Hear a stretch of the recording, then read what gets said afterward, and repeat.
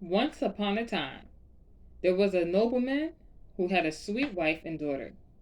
But his wife died, and his second one was horrid. She had two daughters, whose bad tempers had given them ugly faces. They were mean to their stepsister Ella. She had to sweep the cinders from the grate, so they called her Cinderella.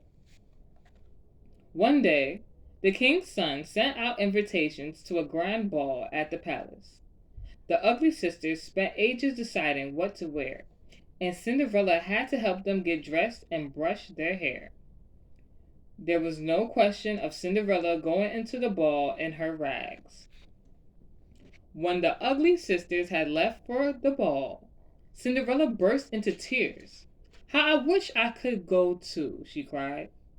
Suddenly, her fairy godmother appeared. "Don't cry, child," she said. "Of course you can go to the ball, but first we'll need a few bits and pieces. Bring me one pumpkin, 6 little mice, one large rat, and 6 lizards."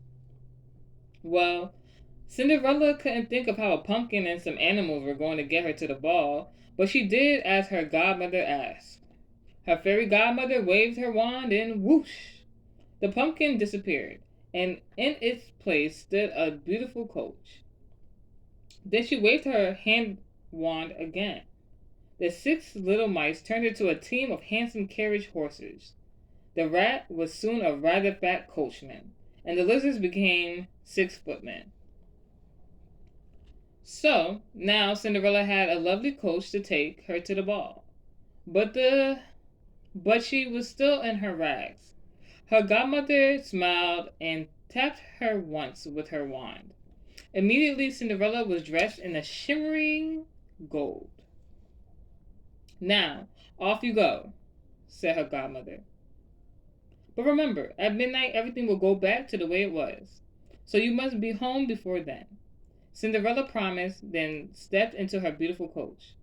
The 6 white horses set off towards the king's palace. Everyone at the ball stopped dancing when the mysterious stranger arrived. Cinderella looked so beautiful in her gold dress that everyone thought she was a princess from a foreign country. Even her 2 stepsisters were fooled. The prince was just as curious as everyone else. From the moment Cinderella came into the ballroom, he danced with no one else.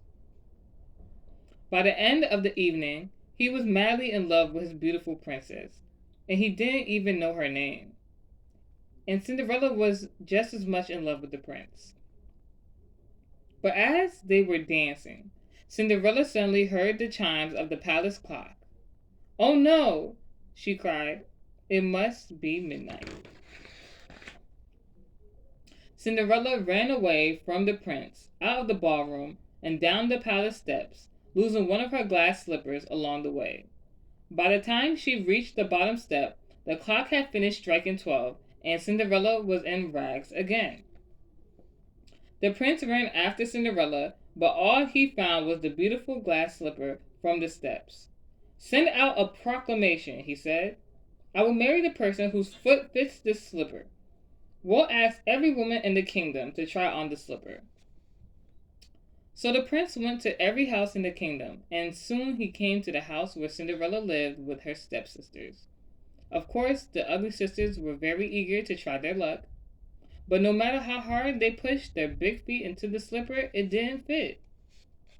So Cinderella came forward to try on the slipper. To the amazement of her stepsisters, it fit perfectly. The prince looked up at Cinderella's face and recognized the beautiful princess he had danced with at the ball. So he married Cinderella, and unlike the stepsisters, they lived happily ever after.